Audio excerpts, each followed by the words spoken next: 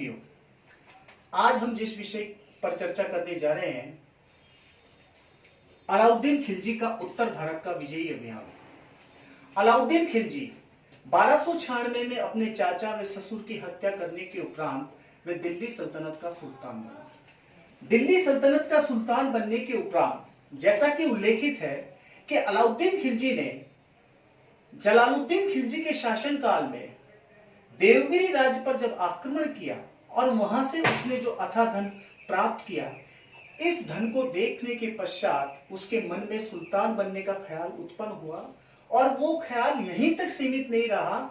अब उसके मन में एक और विचार उत्पन्न हुआ कि वो एक नवीन धर्म की यहां स्थापना करना चाहता था। उसने दिल्ली के कोतवाल और अपने प्रमुख सलाहकार आईने उल मुल्क से सलाह करते हुए उसने अपने इस विचार को रखा कि वो एक नवीन धर्म की स्थापना करना चाहता है। उसने कहा कि मेरे पास नुसरत खां, जफर खां, उलूग खां जैसे वीर सेनानायक है, क्यों ना मैं एक नवीन धर्म की स्थापना करूं।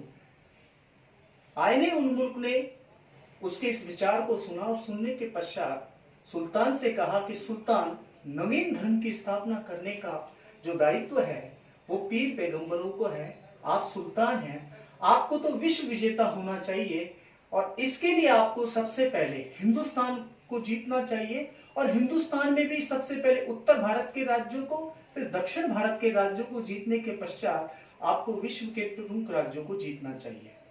अलाउद्दीन खिलजी को यहां आईने उल मुल्क की यह सलाह बेहद पसंद आई और उसने उसी समय सिकंदर शाहनी की उपाधि धारण करते हुए, सिकंदर शाहनी अर्थात द्वितीय सिकंदर की उपाधि धारण करते हुए यहीं से उसने अपने विश्व विजेता का जो सपना था उसको साकार करने के उद्देश्य से उसने अपने विजयी अभियान की यहाँ शुरुआत की। जैसा कि कहा जाता है कि उसने जो उत्तर भारत का अपना विजयी अभियान की जो शुरुआत की, इस विजयी अभियान की शुरुआत उसने 1299 में, अर्थात अपने सुल्तान बनने के पश्चात। कहा जाता है कि फरिश्ता, तारीख फरिश्ता के अंदर लिखता है कि उसके पास में 4,75,000 की एक विशाल सेना थी और 4,75,000 की इस विशाल सेना के साथ में उसने अपने जो विजयी अभियान की शुरुआत की, उसमें उत्तर भारत का वो प्रमुख राज्य था गुजरात। गुजरात राज्य पर आक्रमण के पीछे क्या कारण निहित थे, इसकी यदि हम बात करें तो गुजरात राज्य पर वो इसलिए आक्रमण करना चाहता था कि गुजरात दिल्ली राज्य के निकट राज्य था और यहीं से वो अपनी विजय यात्रा को शुरू करना चाहता था। यहाँ का तत्कालिक शासक, बघेल वंशीय शासक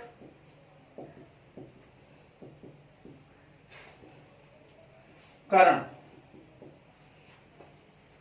यहाँ का तत्कालिक शासक जो था वो कर्ण था। जब एक शाही सेना अलाउद्दीन खिलजी ने गुजरात विजयी अभियान के लिए नुसरत खां के नेतृत्व में भेजी, कहते हैं कि गुजरात पर जब आक्रमण करने के लिए शाही सेना गुजरात पहुंची, यहां का तत्कालिक शासक राजधानी छोड़ करके अपनी पुत्री देवल के साथ में देवगिरी राज्य अर्थात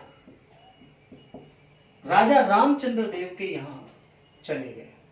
शाही सेना के हाथ उसकी पत्नी कमला देवी लगी, जिसे अलाउद्दीन खिलजी के शाही हरम में भेज दिया गया।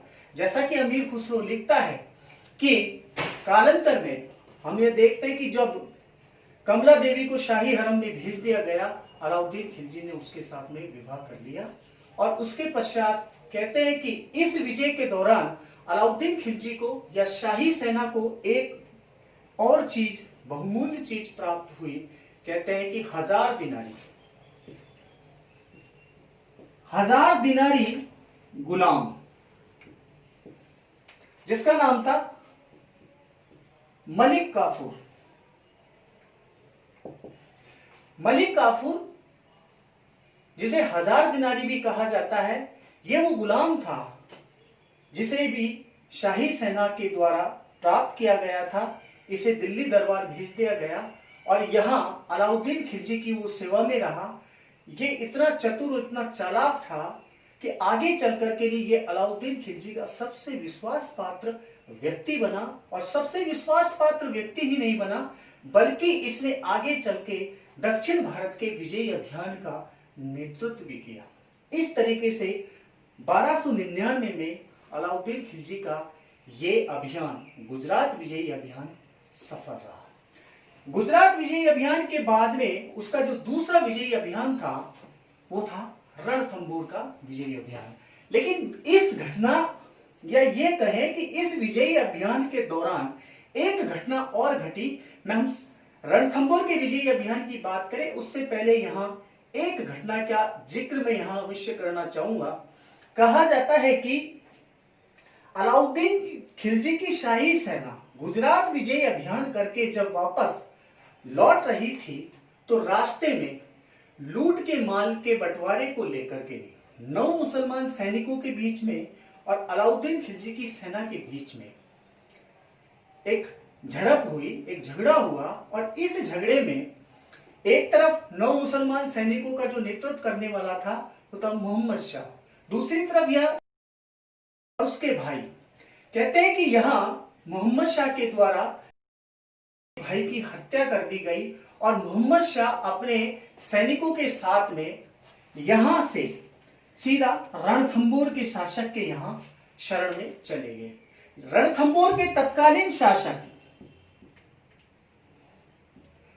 राणा हमीर देव चौहान, राणा हमीर देव चौहान जो कि तत्कालीन शासक थे, राणा हमीर देव चौहान की शरण में जब ये 9 मुसलमान सैनिक पहुंचे तो उसने इन्हें शरण दिया। अलाउद्दीन खिलजी को जब इस बात का पता लगा कि उसकी सेना में इस तरीके का विद्रोह हुआ और इन विद्रोहियों को राणा हमीर देव चौहान के द्वारा शरण दे रखी है, तो उसके पश्चात वो इतना क्रुद्ध हुआ कि उसने राणा हमीर देव चौहान के पास में अपना एक दूत भेज करके इन विद्रोही अमीर सरदारों को, या ये कहें कि विद्रोही सैनिकों को, सेना नायकों को वापस मांगा।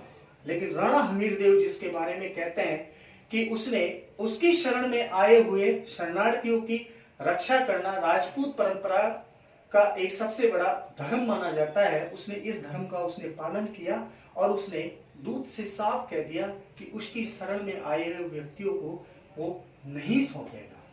कहते हैं कि उसने अपनी जान देकर भी इन शरण में आए हुए व्यक्तियों को बचाने का यहां प्रयास किया। अलाउद्दीन खिलजी को जब इस बात का पता लगा कि राणा हमीर देव चौहान ने उन विद्रोही सरदारों को वापस देने से मना कर दिया है, तो वो क्रुद्ध हुआ और क्रुद्ध होने के लिए उसने राणा हमीर देव चौहान को दंडित करने का निश्चय किया और 1300 ईस्वी के अंदर रणथंभौर को जीतने के उद्देश्य से एक विशाल सेना रणथंभौर पर आक्रमण करने के लिए भेजी।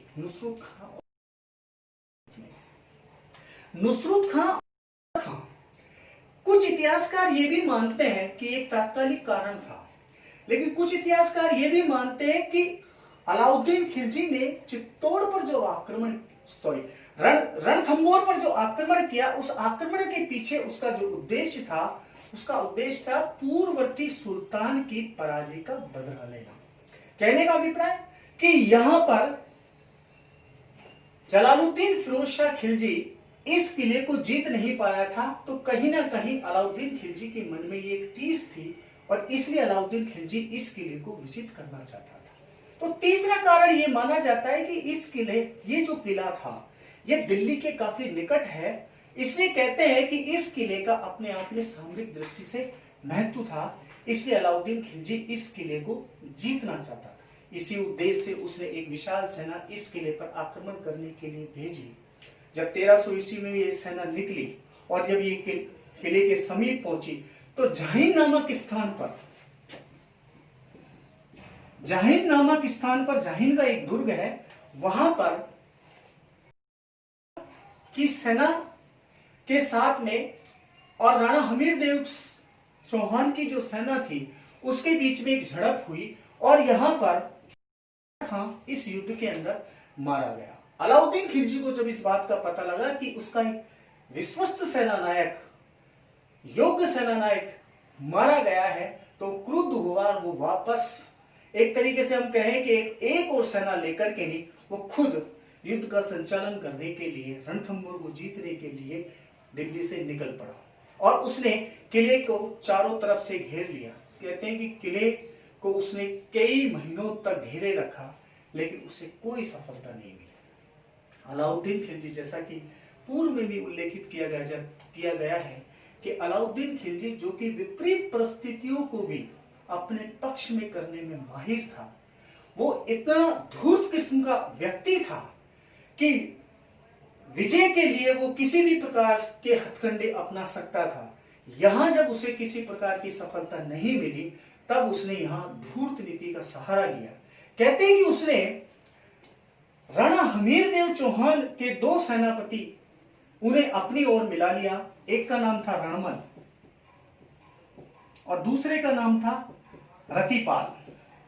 रणमल और रतिपाल जैसे दो ऐसे मंत्री थे। इन दोनों मंत्रियों को अपनी ओर मिलाने के बाद में किले के दरवाजे की चाबियां हासिल कर ली और उसके पश्चात अगली सुबह किले के द्वार खोल दिए गए।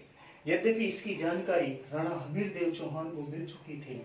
राणा हमीरदेव चौहान इस बात को समझ चुका था कि उसके अपनों के द्वारा ही उसके साथ में विश्वासघात किया जा चुका है, तो उसने रात में ही इस बात की योजना बना ली थी कि अब सवेरे साका होगा और किले के अंदर जो राजपूत महिलाएं थी उन्होंने भी निश्चय कर लिया कि वो जौहर करेगी। और सवेरे जब किले के दरवाजे खुले तो राणा हमीरदेव चौहान ने बड़ी कुशलता के साथ में अलाउद्दीन खिलजी की सेना का मुकाबला किया और देखते ही देखते वो वीर गति को प्राप्त हुए और इस किले पर अलाउद्दीन खिलजी का अधिकार स्थापित हो गया। अगले विजय अभियान की शुरुआत की चर्चा हम अगले दिन करेंगे। नमस्कार।